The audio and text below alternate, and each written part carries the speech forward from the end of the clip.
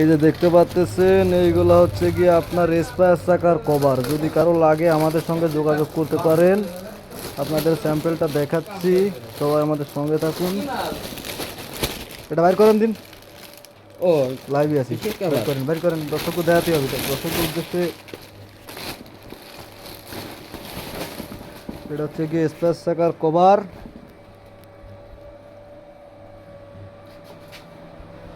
এই যে আমাদের ইমরান ভাই, কিন্তু সে নেবে না।